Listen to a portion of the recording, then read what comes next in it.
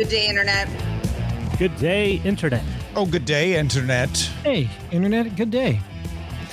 Tom Merritt, welcome back from CES. This is DTNS Live for Friday, January 10th, 2025. From Studio Animal House, I'm Sarah Lane. Yes, in Los Angeles, not Las Vegas. I'm Tom Merritt. Oh, drawing the top tech stories in Cleveland, I am Len Peralta.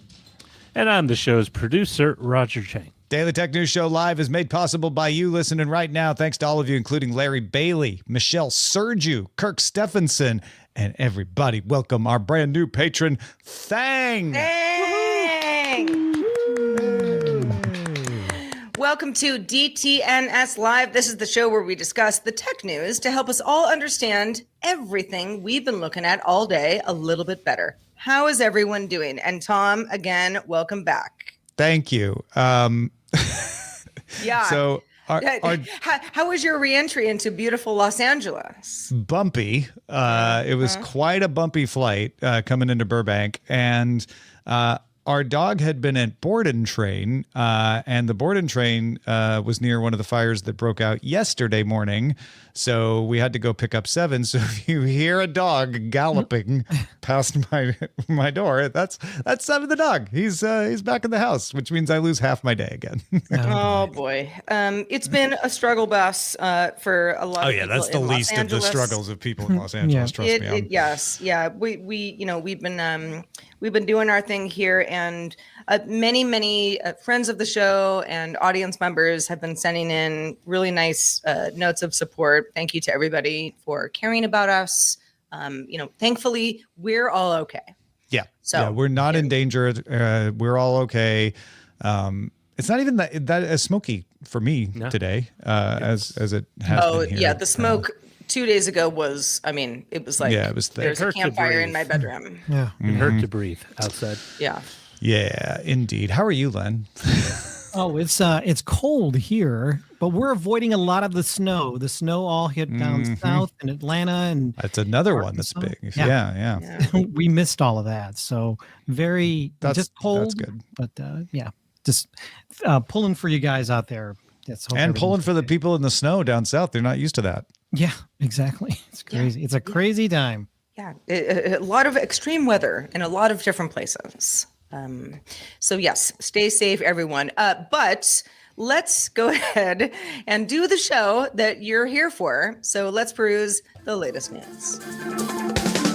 TikTok faces a looming deadline to divest from its Chinese parent company ByteDance or be banned in the U.S. following an appeals court upholding the divest or ban law. Oral arguments before the Supreme Court on January 10th focused on issues of data security, national security concerns, free speech implications, with TikTok's attorneys requesting a delay to allow time for a potential deal under the incoming Trump administration. The court's decision is expected soon, with debates centering on TikTok's data collection practices, content manipulation fears, and the law's broader implications for foreign-owned tech companies. The Linux Foundation has launched an interesting little project called Supporters of Chromium-Based Browsers. It will provide funding and support for Chromium, the open source foundation for browsers like Google Chrome, Microsoft Edge. Industry giants are on board too. Google is part of this. Meta, Microsoft, Opera, they have all joined the initiative, which wants to foster collaboration through an open governance model, emphasizing transparency and community-driven development. And Google is going to retain its involvement and basically the housing of the development of Chromium.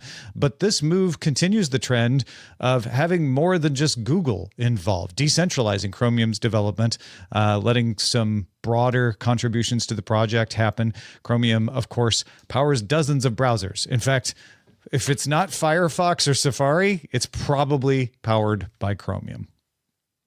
WordPress parent company Automatic announced it will reduce its contributions to the WordPress core project, aligning its efforts with rival WP Engine's 45 hours per week under the 5 for the Future program.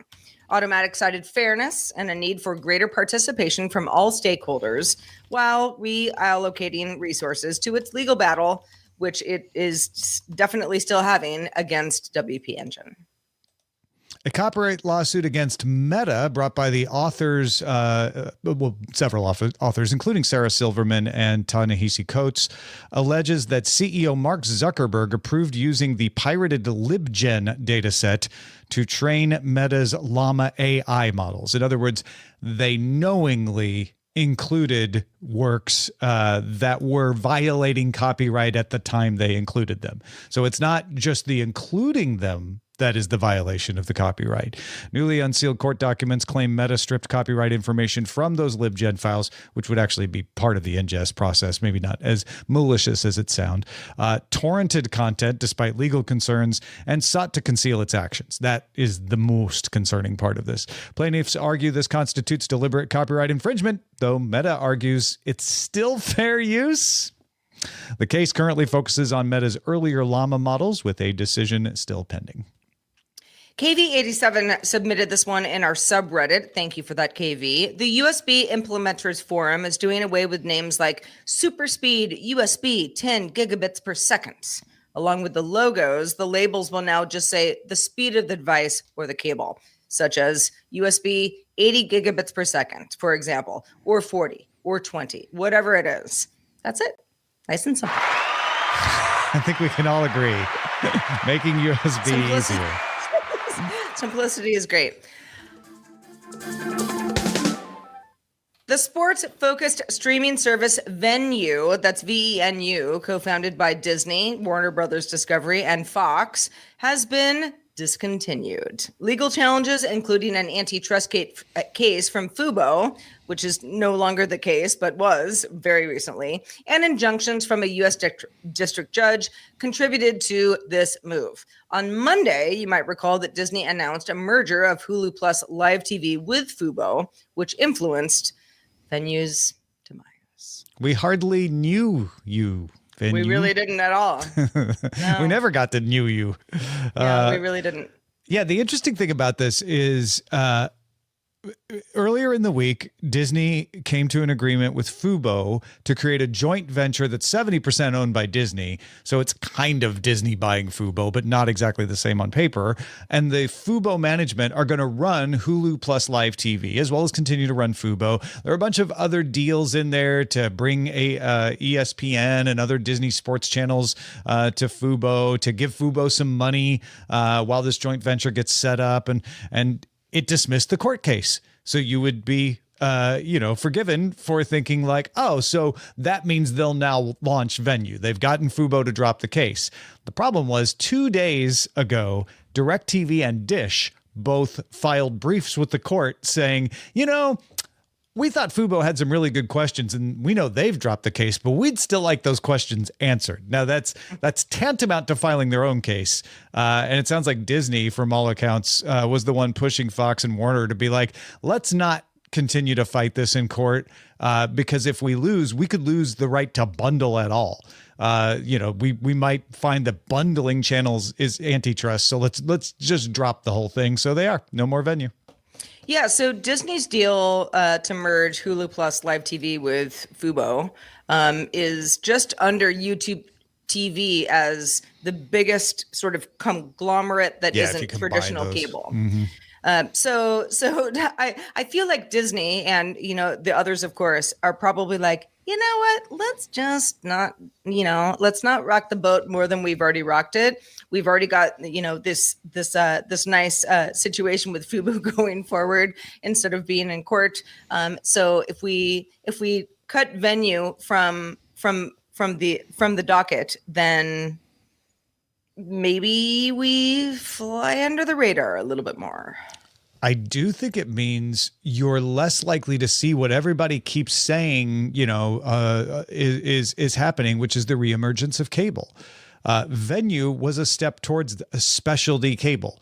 Like, what you can do on the internet is so much cheaper than what you can do if you have to dig up the ground and put cables in it. So you can just throw together, like, what if we all put all our sports channels in one package as the provider? Because they got scared away from court, you're not going to see that happen in sports. You're not going to see that happen in anything. You're going to see bundles continue to be provided by someone who doesn't make the content. I think that might be good news for cable TV, Because if I'm Cox Cable or I'm Spectrum Cable, yeah.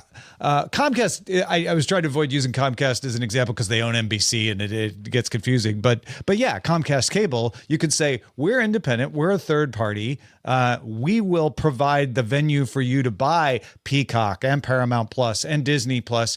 It won't be a bundle. We'll just be the payment aggregator. That could be a good future for cable TV, just as the place that pulls together the services for you versus a new company like Venue that's actually bundling things in a way that could be seen as antitrust.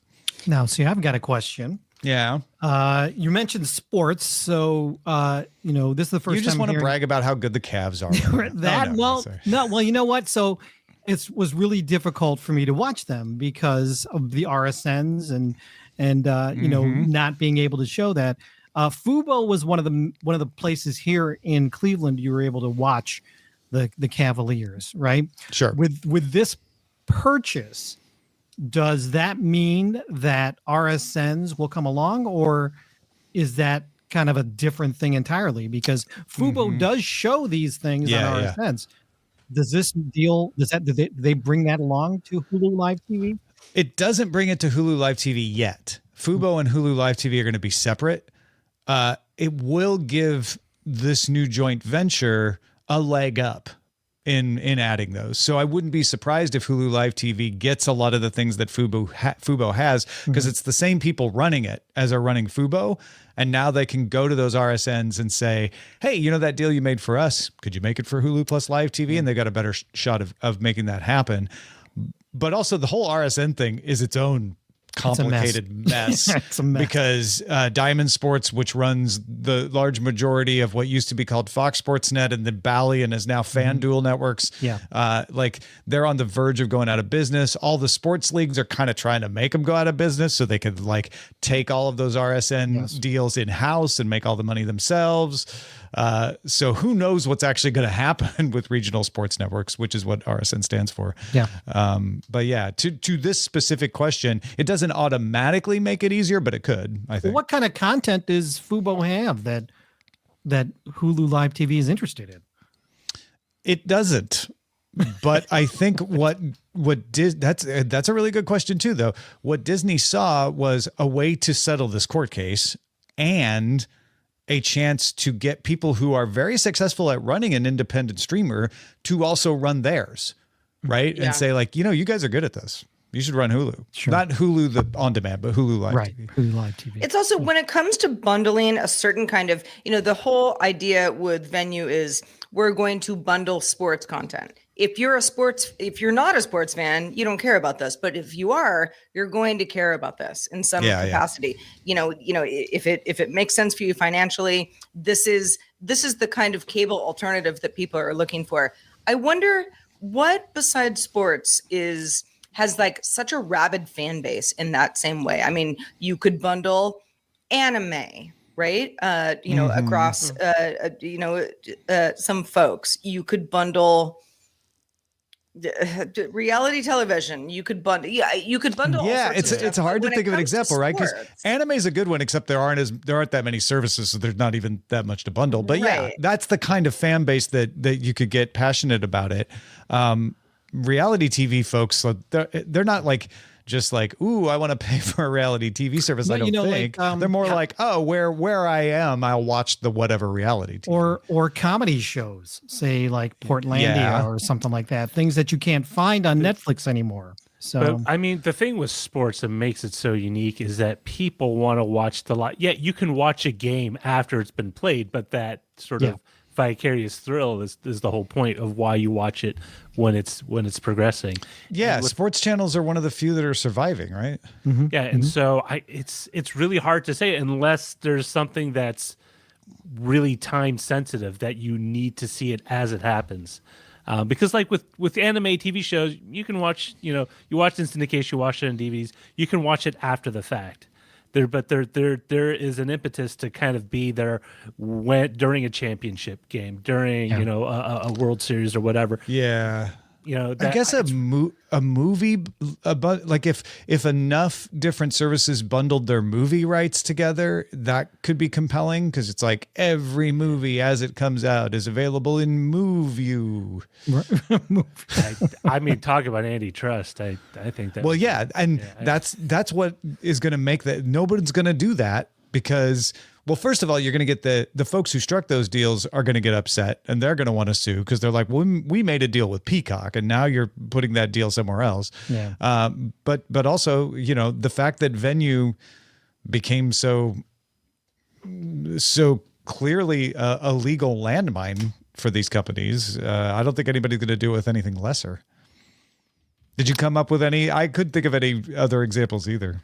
Everything I thought of was a sporting event. Yeah, I was like, sports. UFC, 'Cause boxing. I mean, News, I guess, but I mean, the thing only with need- sports yeah. is there's so many ways that we consume content that sometimes it's fun to do it live. Sometimes you do it on, your own time. Sports doesn't really work that way. Yeah. It's like You the do it when bundle it's to happening. have a bunch of sports that you want to watch when it's happening because otherwise it's going to be spoiled for you or you miss the whole thing Right. eventually. That's a big part of it. And you news can't really do news you want to watch live, award shows. You want to award watch shows live? maybe, but news Maybe. you can't really license the event, right? Oh no, your house is burning. No, but you could combine multiple Yeah. news channels together in a service theoretically. I don't know that anybody's going to pay for that though. Is the thing. All right, Tom, we've been talking about TikTok and this looming ban in the US that may or may not be happening, but it's definitely being decided right now. What's the latest? Yeah. So as we mentioned earlier in the show, the Supreme Court heard the arguments, and as I mentioned on DTNS briefing earlier today, it doesn't look good for TikTok. I went through all the scenarios there, but the short version is the likelihood of TikTok shutting down in the U.S. on January 19th just went up a lot. There are ways it might still not happen. I think it's worth repeating over and over because even people in technology who follow this, I've noticed, misunderstood. The law does not require TikTok to shut down in the U.S. They can still continue to provide service to existing app users after January 19th. The law says the app stores and web hosts in the U.S. can no longer distribute it. So TikTok doesn't have a US web host, so that's fine. And the apps you have aren't required to be blocked from working. You just can't give people new apps or updates to them. So TikTok can continue to operate in the US on January 19th. It sounds from what CBS News reported and from what their lawyer was saying during the oral arguments in the Supreme Court that ByteDance is going to be like, well, if we run out of legal options, we're just going to shut it off. Because everybody thinks that's what the law says anyway. So we're just going to let them think that it was because of the law and shut it off. So what I thought we'd talk about today is, okay, if that happens in the US, what are you going to do? So if you're watching or listening live in Twitch or YouTube, let us know if you've thought about this. Like, what are you going to do? Are you going to move to just using another app? If so, which app? Are you just not going to do anything? Let us know in the chat, and we'll go around the panel here and talk about what we're going to do. I'll start. I asked Eileen, my wife, co-host of Apple Vision Show, who has a huge following on TikTok for the stuff she posts there, what she was going to do. And she basically, and the folks in her community, because she knows not a lot of other folks who do that, she said it looks like YouTube and Instagram. She has some TikTok friends that have just started following her on Instagram recently, maybe doing shorts, maybe doing reels. A lot of TikTokers don't like reels. But it's just a different audience. But yeah, it doesn't seem like people are freaking out or necessarily talking about Lemonade, at least not in her area. Sarah, what about you? I have a lot of friends who use TikTok. I have a TikTok account. I don't post anything there ever, but I occasionally, spend 4 to 9 hours in a TikTok rabbit hole. But there are quite a few folks, and I would say it was about maybe a year ago that some of my friends who, like to keep up on the latest news around the world and pop culture and this and that, saying, yeah, I mean, TikTok is like the best place for this. And I was like, it is? Like, in what way? Well, it depends on your algorithm, of course, right? So there's that. But I think that there are, especially the younger set of folks who care about technology, but also care about everything in the world, who use TikTok as a news source. Kind of the same way that I would say in 2010, I used Twitter as my news source. Now, of course, that's it can be a landmine. You have to you have to check your sources and make sure you understand where the news is coming from. But I think that is a big part of why this means a lot to a lot of people.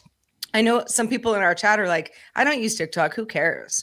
If you don't care, you don't care. But a lot of people do care. And there's more to it than just sort of like silly dancing videos. And I think that it reminds me of the early days of social networks in general, where people were like, who cares what you ate for lunch? It's like, well, that's not really, we haven't been doing that for a long time. This is actually a way to share news, also a way to disseminate news that may or may not be accurate. So there's that. And TikTok is definitely, unlike Facebook and X and other Which are places, totally TikTok all might of them. disseminate news that isn't true, right? But I mean, that's my blanket argument for all of these. It's like you need to either understand what's going on and understand when you are being manipulated, or if you choose not to engage, then don't. But I think TikTok is a bigger deal than just sort of some frivolous sort of like, oh, people are, posting photos of their videos of their latest vacation. It's like, there is that, but there's a lot more to it. Roger, what about you? It's weird. I don't use TikTok, and my kids kind of do, but it's weird. Within the past year, I think my kids, they're in the grade school set. And a bunch, in fact, all of their friends have coalesced around YouTube Shorts and YouTube, and I think it's partially because a lot of that is a lot of the content they watch tends to be a longer format, but they also make YouTube Shorts, so it's easy for them to bounce between one and the other. So for my money, it would probably be YouTube Shorts. Would make the most logical sense. You think the kids would do that too? Yes. Yeah. Because they're already watching YouTube stuff. They're already watching YouTube stuff, and that their friends are, more importantly, their friend circle are watching YouTube Shorts. So when they get a friend, it's like, hey, did you see this thing on YouTube Shorts? My kids will go try to find it.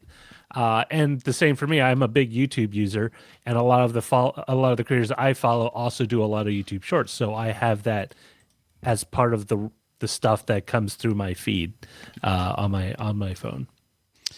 We got a lot of interesting responses in here in the chat. Technomensch says, I've been using Reels ever since Threads forced me to create an Instagram account.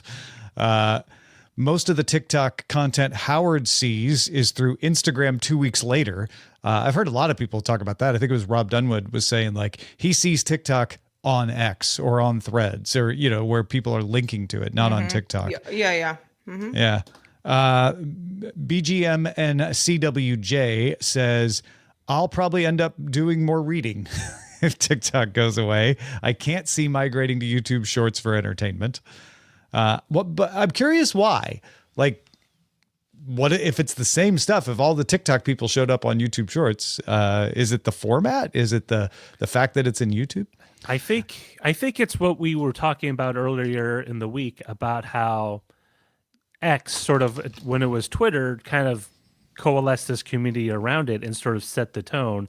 And once you have that, it's there's sort of a momentum or inertia to it that makes it hard to shift over. And so, just getting people to come over, even if you do the same content, same style on a different platform.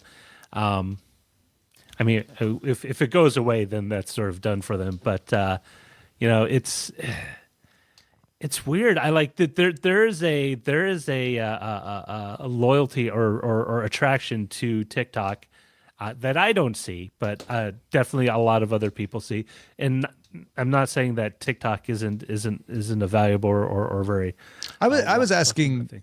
that person specifically why they as a consumer wouldn't move to shorts, and I think the first part of what you said, tracks. I'm curious if they'll respond, but it does have to do with the community, right? If your community isn't going over there, then you're not going to go over there either, right? Because the community you're going to go wherever the community is. I've seen people do this over subreddits, and it's not that hard to move to another subreddit, for discussion. And there's an inertia because people just like, I mean, it's not that hard, but at the same time, it's like, okay, TikTok goes away. Let's say we wake up tomorrow and there's no more TikTok. I mean, that's not really what's happening, but let's just say that, that's the case. What do? Yeah, you can get a lot of the same type of content on Instagram or YouTube. Those are the kind of the two that I can think of. Snap would be the other one. Yeah. And Lemonade. Don't forget Lemonade. ByteDance would like us to not forget Lemonade. Though right. Everyone's going to forget Lemonade. Right. But, it's sort of like when I started to migrate from X to Threads, and I'm still on X. I haven't bounced out completely, but I check Threads and Mastodon and Blue Sky, and to some extent, just more often. It took some time for me to be like, where are my friends? Yes. Where are the people? Because you don't just go somewhere and be like, great party. You have to curate your whole thing. And that's I think part of when one social network goes away, then it's not impossible to build back your community, but it's not like a one button press either. Yeah, it's not a BGMN CWJ answered the question. The algorithm to find me content I'd be hooked on isn't as great on YouTube Shorts. Yeah. TikTok got me in minutes. Yeah. So there you go. Yeah. Laminar Rainbow says, I'm just going back to ICQ. AOL Instant Messenger, where are you? Let's do it.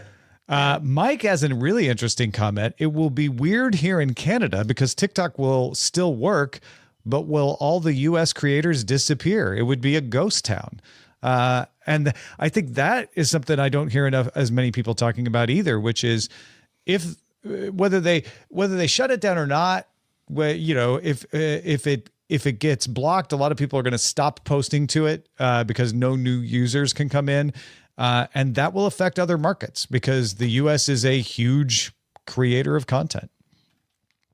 Larry in Atlanta also says, I publish the same thing to all three, TikTok, Instagram, and Reels and YouTube Shorts for the nonprofit I'm involved in. So he'll just stop publishing it to one of those. To the one of them. Yeah.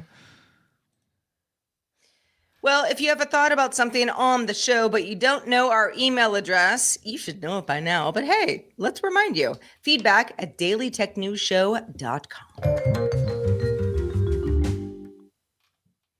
All right, Roger, there's word on the street that people don't want to buy EVs anymore. So what's the latest here? So in a new Deloitte study or a survey called the 2025 Global Automotive Consumer Study, tongue twister, the company found that 5% of U.S. consumers want, and only 5% of U.S. consumers want an EV as their next car. The study surveyed over 31,000 people in 30 countries, and among the other tidbits of information, 62% of the U.S. consumers reporting in that survey said that their next car, they would not want their next car to be electrified. 20% of those Americans surveyed showed a preference for a hybrid as their next automobile, with another 6% wanting a plug-in hybrid. So the EV is at the bottom with ICE or internal combustion engine above it, several orders. And in other countries, it's a similar story. Whether you're talking about Europe or China or even Japan, there's a lower preference for EVs. And there's three reasons generally given. One is price. Second is range anxiety. In other words, how far can I get on a charge? And then in China and Korea specifically, cold weather performance. They felt that it would not operate as well as a traditional internal combustion engine or a hybrid in colder seasons. Okay. And it's well, it's interesting because it's one of those things where 5 years ago I was saying my next car it's going to be an EV, totally going to be EV. I felt the same way. Yeah.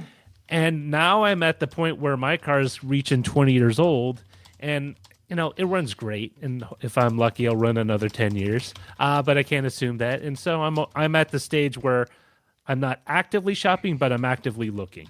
And so what I'm finding is, first of all, the new car market in general, not just EVs, but gas-powered cars, very expensive, $30,000 to $40,000 for a new car. Which kind of pushes me, and EVs are around that or higher in the price range. And so that's pushed me to look into the used market. And when I look in the used market, there's all sorts of things you need to consider about the automobile, maintenance and all that, but also anything you need to do to get it up and running. And for an EV, the biggest concern for me would be battery replacement, and then finding or actually installing a charger into my garage right now, which is not capable of supporting one because I don't have 220 going into it. But Do you I have was power curious in your garage at all?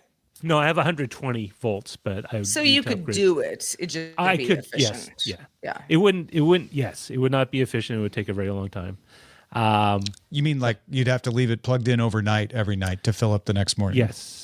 I thought that was another interesting thing in this survey is that in China, the majority of EV drivers and owners and people interested in it don't plan to charge at home because they don't have a space, but they still wanted an EV. And I seriously considered if that is because their infrastructure supports that. They have chargers at stores and parking lots at their places of. So do we. I mean, if you've got a charger somewhere near where you're going, most days, then I don't know how different it is than charging it overnight. It's like charging my Apple Watch. And it's granted, I charge it when I can. That's not true in all areas of the United States. Also not true in all areas of China. But we have a very robust infrastructure now. I mean, chargers are everywhere. If you go look at those charger maps, it's not hard if you're in a city to find one. Now, if you're outside a city, it's different, but that's also different in China. Yeah, I think it's also, it's like you can't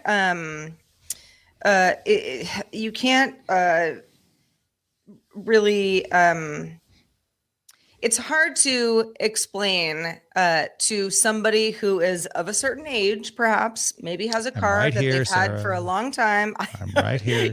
Not talking about you, Tom. You know who I'm talking about. Someone who's like 54 and their car is 10 years old.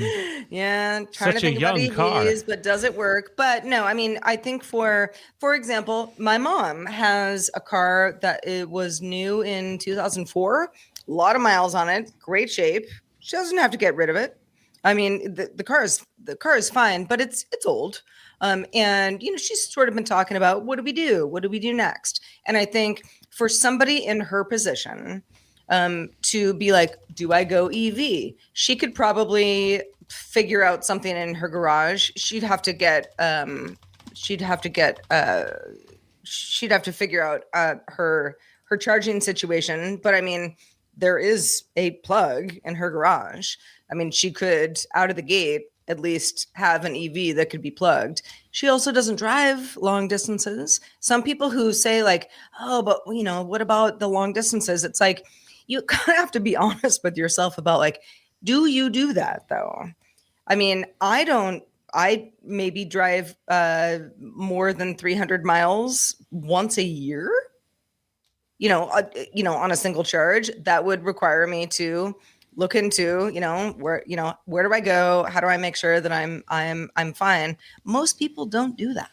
Yeah, So- and as Rod Simmons has said on this show multiple times, it's really not that much planning, and it's less planning all the time, and it's built into your car in most EVs. Famous says, I'm a telecommuter. I've had my EV for a year at the 120 volt charging at home. It's usually not a problem. I use a local park for level 2 charging occasionally if I wanted to go a little faster. I only ever hear about objections to buying an EV from people who haven't bought it. I rarely hear someone who bought an EV, and I do hear it sometimes, but I rarely hear someone who bought an EV saying, I wish I hadn't bought it. It didn't work out for me. It ends up that the objections and fears are often not related to reality. They're just related to uncertainty. Yeah. Yeah, and I honestly personally believe it just has to do with cost. Like it was the number one reason given, but I Yes, just think- absolutely. yeah. I think when it comes down to it, the fact that it's $30,000 or more to get an EV is the problem if you're in the US. But if you're not in the US, you've got more and more options all the time. Hyundai's launching an $18,000 EV in Japan. That's crazy cheap. And even BYD is, it's cheaper and it's available in Europe, but they're giving up on coming to the US because the US is slapping tariffs specifically on companies like BYD already. I mean, and that's the thing, if the cost of a new car has gone up dramatically since 2021, that I do feel if those makers were able to bring those models at those price points, I think a lot of these numbers would shift significantly because a lot of people are looking at their wallets and they're like, you want me to pay how much? People are willing to spend. It's interesting because people are willing to spend, up to $10,000 to $15,000 on a used car, and if you can get an EV within that $15,000 to $18,000 range, I mean, it would be, and you can. It's just the U.S. won't let them sell them here, and no one that can sell them here has offered that yet. Hyundai, go offer that $18,000 car here too. I mean, Clinton points out part of the reason for the high prices is range anxiety. People want more battery than they actually need, which drives the price up. I'm very well true. aware. I drive at most, within a 15-mile radius on a day-to-day. Yeah, and you can trickle basis. charge overnight and just be fine. And be just fine. So that's not really. It's just that initial just getting over that psychological hump, right? the psychological and then the wallet hump for the current pricing that's available in the U.S. Tommy says for new cars, only EVs are available here in Norway. Oh, that's interesting. Yeah. How about that? And I think the worry about replacing the battery is becoming less and less of an issue. Who was it said that the battery will probably last? Oh, Famous says the battery might last longer than the car body these days because the batteries last a lot longer than they did 10, 15 years ago. And I think especially when it comes to used EVs, there isn't a culture or a popular understanding. Like everyone remembers when their grandfather said, "Hey, when you go to the used car lot, these are the things you check out on the car to make sure it's on the up and up." We don't have that yet for the EVs. I mean, what were those I won't know things that- exactly, but that's what I'm saying. It's You don't like, have oil. You don't have a combustion engine. There's so many fewer things to check. It's Right. not even an issue, right? Because the maintenance cost, Howard's saying that initial cost of the EV might be higher, but my wife's Honda CRV has cost so much more to own than my EV. And that's the thing. When you amortize a cost over the life of the car, EVs win out. But people don't look at that. They go to the window and they see the price. Change is hard, on the right? window. I mean, you've got someone It's who's like, expensive for some people, I know how much Oh, I yeah. can drive, and then I go to the gas station and I fill up my tank, and then I drive it's that's very hard to get somebody out of that mindset. I'm a total hypocrite, by the way. I'm sitting here making all these wonderful logical arguments for EV with me sitting on two old gas engine cars. And I'm like, well, we could get an EV, but then I have to do things differently. I mean, that's what it comes down to. It's not a logical argument. It's like, but then I have to change things. And the thing Creatures is, of even if habit. Yep, totally. and the thing is, like with a gas powered, I drive my truck like once a week because I need to, not because I need to go anywhere. Because you want to keep it. Yeah, you need to you don't want drive it to a sit car in too order long, to- or yeah, you'll have because problems with it. Yeah, it's such a mind thing. But man, if they can do that 18,000 to 20,000 price point, oh my god. Bring it here, Hyundai. We'll buy it. Yeah.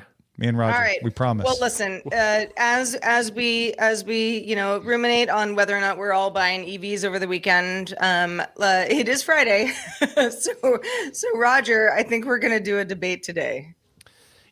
Yeah. So it's been a while, but it's the new year, and I thought we would have a nice round of debates where we tackle some of the most perplexing and introspective questions about our attitudes around technology. Now, because of the current wildfire situation, Southern California, it sort of gave me a theme to work off of. And this is really about any disaster situation, not just wildfires. So the first debate question is, if you had to leave your home immediately for what, they tell you got to go home, leave right now. What one piece of technology other than your cell phone? Yeah, because we're all just going to say phone, right? Yeah. Outside of your phone, We've would got you the take phone with already, you? but what else? Yeah. One other thing. It could be a portable charging station, a laptop, headphones, a wearable, Fitbit style device, hard drives, whatever. I would actually grab my NAS with the 2 hard drives on it because it has all my kids' photos, like my family photos, all that stuff. So if I pick headphones, then I'm done, right? Like earbuds even? Yeah.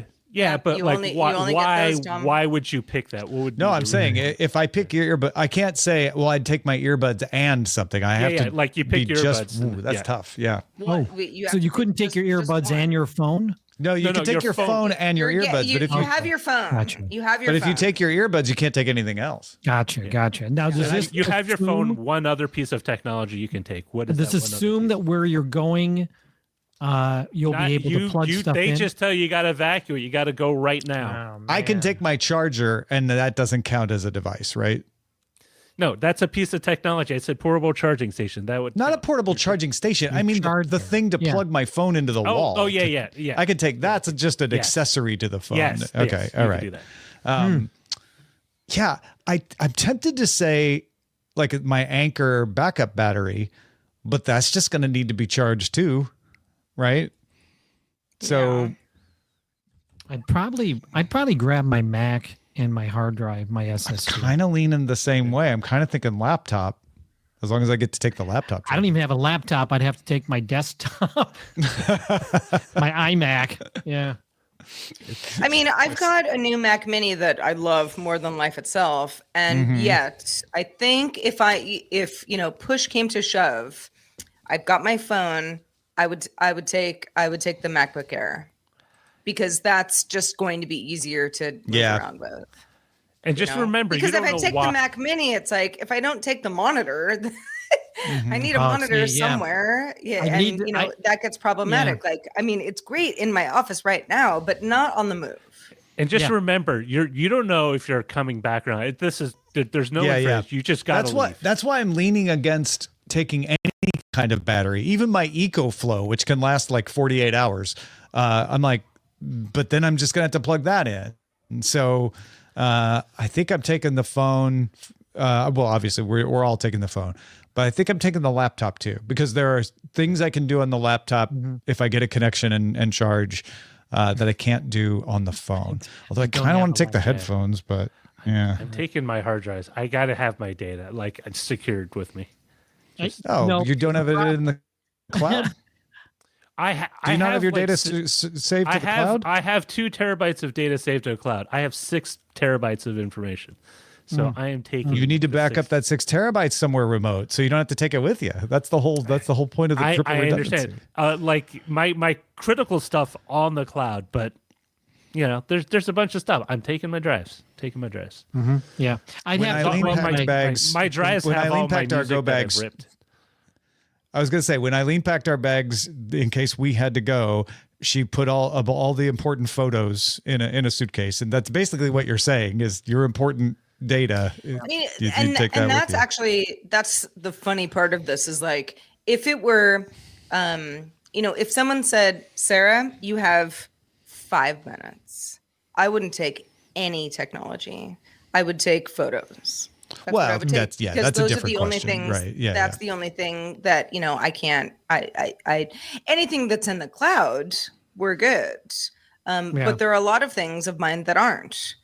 So it turns into like an analog conversation of like, I'm taking that because I'll never get it back. In this weird, like not ever going to happen situation, you can take anything else with you that's not technology, but you only get to take one other piece of technology. Yeah. Oh man. All right. So it's the MacBook Air and a lot of yearbooks. I would probably, I'm thinking to myself, maybe I'll bring my Cintiq so at least I could work. But then I'd have to bring the 27-inch iMac. And Yeah, so- but Yeah, I was gonna now say you you just gotta have passed something to your plug limit. the Cintiq into. Yeah. yeah, I think I'm just bringing the I mean, 27-inch like, iMac. there's so much past work I have stored. I'm not going to store every episode of Textilla up in the cloud. I'm not going to store all, Why? all- It's probably on YouTube already. Because Yeah. of the cost. no, some of it. No, it's just, I mean, that alone is like over a terabyte. I mean, like, there's just a lot of stuff. Just One of put the it in, things I've always been slow backup. It's cheap. true. But anyways, I would just take the NAS. I would just unplug it and just I would go take the right back. laptop. Yeah, All I right. would take the laptop. Laptop, drives, 27-inch. 27-inch iMac. And Len running down the street. You got to carrying be 27 careful that inch people iMac. don't think you're a looter. So you got to make sure. Don't slip and fall. Roger, don't even I would joke. just Don't put it in even the back joke. of my car, and then drive away. So All right. Here's a moral dilemma for you. The second debate question: in a disaster situation, would you allow another person to use your phone to contact whomever, a person or authorities or whatever, either through text, email, or a phone call? Although that would eat into your phone's charge, and you have no way of recharging your phone. So in this scenario, we have no way of Yes. recharging it. I would, Yeah. yes, Yes. but I would, The but answer I is would put yes. limits. You put limits on that. Like, How hey, much percentage is left on my phone? Because if it's 2%, no, I need that. Or 1%. yeah, you know, I like think- I think if, also if that depends call on- is going to be the last thing Yeah. that phone does, sorry, I need Yeah. to save that. you just have to say, yeah. If I got it would, 99%, yeah, of course. Yeah, knock yourself out. yeah, Don't yeah. talk too long. and just remember, Well, you don't know okay, how yeah, long it's you're sort going of to like, be without. If you're at I don't know, an airport, right, and you're fully charged, and someone's like, "Hey, I'm sorry, something's going on with my phone. Can I call my mother?" That sort of thing. You'd be like, "Of course." Yeah. But just remember, you're in a disaster situation. I so there know, might I not- know. Yeah, yeah. So I still stand with yes. If somebody's in a worse situation than me, then they take precedence. Yes. That's the deal. Oh, Saray TW. But that gets complicated, certainly. Technomensch says they would offer to send the text for them, but no calls, which some people have done. I've seen it happen. where Yeah. people Oh, I like, thought he "I'll said text no you for-" cap. No, Like he wasn't lying. no cap. Come on. And Sorry, then it's no call. I I do it. misread it. No That's my cap. fault. and Saray TW mentioned that they have already had this dilemma and they allowed. You have actually. You're a Yeah, better 'cause person than I, Saray. Much It's better. Yeah. You know what? We all say we would do something, and it would be interesting to see how we act if it actually happened. Saray knows that. I bet Roger would allow them, even though he's saying he wouldn't. Nah, You're I a think softy at everybody heart. would. You'd be Yeah. like, oh, No, okay, I'm fine." a sliding softy. I have the you brought it on yourself. Yeah, but once you're looking made into their like- puppy dog eyes and they've given I you will their tell- selves. I will Okay, all do right. this. Let's all come back to earth, okay? Okay. I mean, if I have $5 in my wallet, like actual dollars, physical dollars, and somebody needs some money, and I am in a position to give them the $5, I'm going to do that. If Sure. for whatever reason I need that $5, I cannot, I cannot go forward without the $5. Then I'm going to be like, I'm so sorry. I Yeah. wish I could help. Goodbye. And I think that, that's the dilemma that we're talking about is I think we all would 100% do the right thing. Yeah, But if you can't do the right thing, you can't do the right thing. And just That's why I remember- said how much charge is left on the phone. Because if right. I've got 99%, it's like, oh yeah, I've got $1,000. You can have 5. and But just- if I and have just 1% left on the phone, then I'm like, this is my last $5. And just remember, Yeah. you're in a situation where there's no certainty of when you would be able to ever charge. Like I'm Yeah, sure- yeah, no, I get that. Yeah, but if I have 99%, even if I don't know when I'll ever be able to recharge, I can afford it still. If Yeah, I'm at 1% and I don't know if I'll ever be able to recharge, that makes it even more like, yes, I'm going to have to keep that. I Yeah. just went through this back in the summer when we had a tornado come through. We lost power for 5 days, almost a week. Right. and I think what ends up happening is you start getting into a conservation mode, where you're like, okay, we can use it for this, but I'm gonna hold off, and maybe we can figure out the next move of possibly moving to a place that does have power where we could charge. Yeah, right. So that's, you start, unless you're in like completely dire straits where it's like nothing's happening, you aren't going to be charged for a week, then I think a normal person would just be like, okay, I'll let you use this and kind of hope down the road that something is gonna. Yeah. Well, and I would let them make the call. At a certain point, I'd be like, okay, you have to stop, right? Like if they were abusing the privilege, but tap them on the back. Yeah. Or, the very cynical part of me would do this, like you just start charging people. Oh, like yeah. But Roger, Oh, right. Roger the Yes. entrepreneur. I've done that. I'm sorry. I've brought up the worst of Always, would do always it. on a hustle. Always Roger on would make a cash grab. He'd charge gouge people. I charge people to park in my driveway for 4th of July because it was people used to offer me money, like, because parking was so tight in my old neighborhood back in San Francisco. They would can I park your drive? I'll give you $20. Like, nah, yeah. I share it with someone else. All right, this is the last one. All right. It's a little lighthearted. What food items do you or would you pack in an emergency kit to give yourself or your family a little morale boost during an emergency, like some sort of comfort? Okay. So this isn't like emergency food that's good, like MREs. This is like this is you can have it in there and it'll make you feel good. Yeah. Like would you put Pop-Tarts? I put Pop-Tarts. Cheez-Its. 100%. Candy bar. Cheez-Its? Just No any kind of Triscuits? candy bar, chocolate. Cheez-Its, Triscuits, Wheat Thins, all the crackers. Really? Dark Just remember, chocolate. it has to go in an emergency kit, so it can't be like, something that spoils. You can't put like an ice cream cake in there. Cheez-Its are perfect. They'll never spoil. They're kind of like, Yeah, but for a morale boost, you like cracker? Really?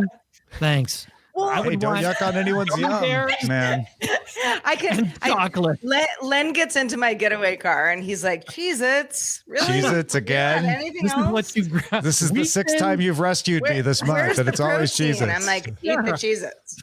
These are It's wheat in the thins, cheese. sun chips. Come on, Our producer Joe in our text is like, we have a bottle of wine in our go bag, just so you know. Yes, there you go. I mean, if it's, just to kind of cut the edge. Yeah. I mean, if there's enough alcohol in it, it could also serve as antiseptic. Anything chocolate. That the was soul. Yes. I'm definitely dark chocolate. That would go in mine. Chocolate would be in the go bag. Yeah. Pop-Tarts. I mean, Pop-Tarts would serve like me all- and my all- kids. All jokes aside, I think I'd probably do like cans of tuna. Yeah, no, that's what I like about this would question be like, is like, I know it's not going to be like fun, but it's Yeah. going to actually give us sustenance more than I like crackers Roger's or- question because he's saying, yeah, of course, practically you would pack different stuff, but what's the thing that would make you feel good? Yeah. Like, Yeah, well, 'cause I I'm would say like, I'm thinking about my kids too. Like, they'll just give them some chocolate. Like my teenage daughter, you give her a candy bar, and she's going to be okay for a little bit. I remember I remember an old Anthony Bourdain one where he was doing Beirut, and they had to, that was during a situation where Israel had like They had to evacuate. the southern part, and they had to evacuate American citizens, and they put them aboard U.S. Navy ships, and they were sailing back into the Mediterranean. And he noticed that like they were serving tuna casserole for the kids because that made the kids happy. And he made a quip about like how much food matters to a person's state of being and like emotional state. And so I was thinking with this, you would want that one thing, like, man, things are going horrible, but at least I got my Pop-Tart. But at least I got my dark chocolate. My thing would be That would be like, mine. Like I can't think of anything else. Really. imitation chocolate, crab, Cheez-Its, right? Like that would be my thing. And Wait, everybody else is crab? like, why would you bring imitation crab, Dad? What's wrong with you? Like in a can, Doesn't matter. obviously. It doesn't matter. It's supposed to help. It's supposed to help morale. Yeah. Maybe I'd bring sardines then, because I do like them. Yeah, well, they're kind of Ramen, messy as though. long as you There's a can lot of boil water. But they're Well, in a tin. no. We didn't talk about that. Do we have a floating kitchen with us? No. I mean, none of that is we're bringing included, so you Cheez-Its. can That's only. what we're doing, everybody. Get in the car. Ice cream. Yeah. Oh, ice cream. Yeah. Oh, you know what? If it's Milk's frozen, gonna that be a was mess. is it freeze dried ice cream? Freeze dried. Yeah. Astronaut ice cream. Yeah, what are we on Mars? 18 pack of Gatorade. You just Yeah, there was no weight limit in your question. I mean, yeah, you can totally I do will it. say, I mean, Gatorade. I like having Gatorade or vitamin water nearby. Yeah. So there's I'm that. actually It's trying to not going think to of keep like you alive forever, but what are the things when I was at CES in my hotel room that I was like, oh, I wish I was at home so I could eat this right now. And it was dark chocolate was the only thing. That's the only thing I could think of. And fruit. Actually, I might pack some fruit. I know it's spoilage, but it's, I mean, an apple Blueberries. stays for a couple an of apple days. stays for a while. So I think that counts. bananas. I mean, Oranges. banana. Bananas last less long. than Blueberries. apples. Bananas. Even All the like berries. a mushy banana, it's like you can eat it. It's potassium. Eat the banana. Oh, peanut butter. Oh, Oh, that's a Yeah. good one. That might work for That me is a good too. one. Peanut butter. I do Because like you peanut butter. You can do it would be almond butter for me, but you could do that with like almond butter on a Triscuit. Ooh, Technomensch points out powdered Gatorade is the way to Huh? go. There you go. That Oh, way you do can it. take more of it. Technomensch has clearly been to Mars. So like dark chocolate with sardines for Tom, Triscuits and Cheez-Its for Sarah. Together, yeah, as a little Imitation sandwich. crab and peanut butter. Len would have Gatorade imitation crab, and I would have Pop Tarts. And we'd all have peanut butter. Yes. We'd all have peanut butter. at the table. Well, Yeah, that's it's good. fine. We're all set for whatever Durian. happens. I'll bring durian. I mean, we're good for like a week at least. Yeah, at least. You We'll be after happy. that- The point is like, what's Yes. going to make us happy? Actually, What's going to Oreos make you might happy? make me I mean, Oh, what I yeah. would make me actually happy on the road is just like an unlimited ramen restaurant. Just like Oh, you could take ramen with you in your emergency kit. Yeah. Yeah. But it would Yeah, still really. Yeah. but It's it's just messy crackers and at that sloppy, and point. Yeah, I don't know. Cup ramen. That would be what I would actually want. But if I Cup had ramen's to not bad. go, I might do that. There. Cup ramen is not bad. It's delicious. I go to Tom's house and I look at his emergency thing. It's like Tom ramen sardines and Cup ramen. I was saying cup Cup ramen. ramen, cup So you don't have to find a container for it, right? You just pour the whole one. Yeah. That's good. My wife got me a Filipino box of candy for or snacks, and one of the things was chiz curls. Oh yeah, I know those. Oh, those are great. I don't know what they are. They're- What are it's they? basically just like Cheetos, but it's Yeah. funny. But they're Funny. curled. But they're spelled differently. And they're smaller bags for some reason. Yes, Like maybe they don't eat so much in the Philippines. that's pretty good though. It was good. Well, should we check the mailbag then? Let's do that. Tim wrote in, I'm late in posting this, but I loved the idea of reviewing the Ig Nobel Awards. Can we make this a yearly thing? Oh yeah, when Dr. Nikki did it. Yeah, I'll pass that along to Dr. Nikki, Tim. Absolutely. I'm glad you liked it. During the show, folks have been submitting titles. We should probably remind them to do that. But yes, they have been doing it anyway. They don't need a reminder. Showbot.tv/DTNS. Top vote getters. There's so many with 3. It's like a 7-way tie for first. Larry in Atlanta is at the top. Must have been the first one to get there with Venue. We hardly knew you. Oh, very good. I like that one. That's a good View one. every movie on MoveU. I From like Howard. that one. Watch this space continued from Fred819. Will TikTok become a ghost town? Is this good news for cable TV? From Zoe. You got your Could be, FUBU in my could be. Hulu. I kind of Peanut like. butter and chocolate. It's always the That's right. best. Yeah. You always got the your best. Hulu in my FUBU. I do like Clinton Woodward's Rogers Apocalyptic Phone Rentals. Yeah. Oh, wow. Yeah. $1 per 10 seconds. I mean, tech go bag, stuff like that. Roger, what'd you go with? Oh, sorry, Sarah. That was your your move. I stepped on your How dare line. you, Tom? How dare I'm you? sorry. Talking about snacks and doing this to me. Sarah, what did we go with? What we went with is TikTok's clock running out from Clinton Woodward. Thank you Nice. to everybody for submitting. Good job. We don't Good know. job. I mean, TikTok's clock is running out in some capacity. We'll see how it It doesn't shakes look out. good for it, at least not in the Does the United clock States. stop? not in for the TikTok? US. Not in the US. Stopping TikTok, yeah. Speaking of, Len Peralta, what have you been drawing for today's show? Might it be about TikTok? It might be about TikTok. You know, you talked a lot about the users of TikTok. I kind of went a different way and talked about the people who use TikTok as influencers. And this is my little drawing. This is a guy. He says, I used to be a pretentious influencer on TikTok. Then TikTok was banned. Now I'm just insufferable. So yeah, this, the very first two things for this month, last week, it was like this very pointless thing. This week it's insufferable. I think it's I'm a little bit dark. Yeah, it's starting 25. Channeling Orson Welles. A little bit, yeah. If you're interested in this image and you are not insufferable, you can go to my Patreon, patreon.com/Len. Back me at the DTNS lover level, and you can get it immediately. Or go to my online store, lenperaltastore.com, where it is right on the front page, right there for you to purchase. So big thanks to those watching us live, supporting us. Laminar Rainbow, once again, with the super sticker. We very much appreciate it. Love Laminar Rainbow. Y'all got to stop letting Laminar just be out there on his own, though. Yeah. Like, he can't be the only one doing this. Oh, look at that. I say that in C-Spawn. It comes right in with the super sticker. Good Thank job. you, C-Spawn. You're the best. Thanks to all the folks on Twitch as well. Honda Insight resubscribed for the 45th month. Goes along with Roger's car tech conversation. Lion Jim Video used 30 bits to gigantify an emote. Zoe cheered us with bits. Technomensch cheered us with bits. Alex Eric 95 resubscribed at tier 1 for the 56th month. P squared for the 30th month. Possum 42 for the 49th month.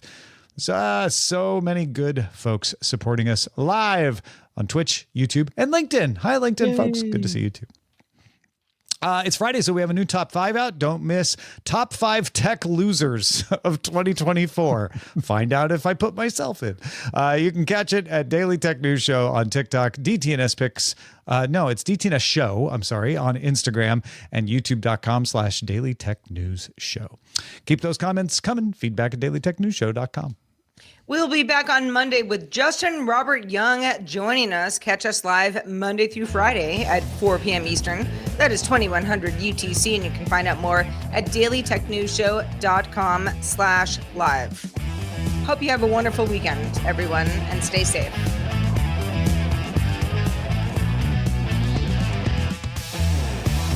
This week's episodes of Daily Tech News Show Live were created by the following people. Producer and host Sarah Lane. Host Tom Merritt. Host Rob Dunwood. Producer Roger Chang. Video producer Joe Kuntz. Producer at large Anthony Lemos. Social media producer and moderator Zoe Detterding. Our mods: Beatmaster W. Scottus1, BioCow, Captain Kipper, Steve Guadarrama, Paul Reese, Matthew J. Stevens, aka Gadget Virtuoso, and JD Galloway. Mod and video hosting by Dan Christensen. Music and art provided by Martin Bell, Dan Luders. Art by Len Peralta. Acast ad support from Tatiana Matias. Patreon support from Tom McNeil.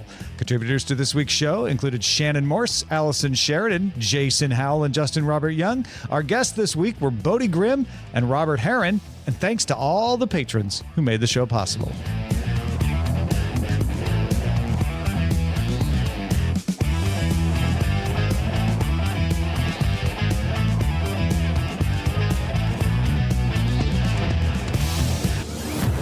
This show is part of the Frog Pants Network.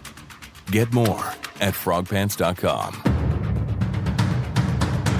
Diamond Club hopes you have enjoyed this program.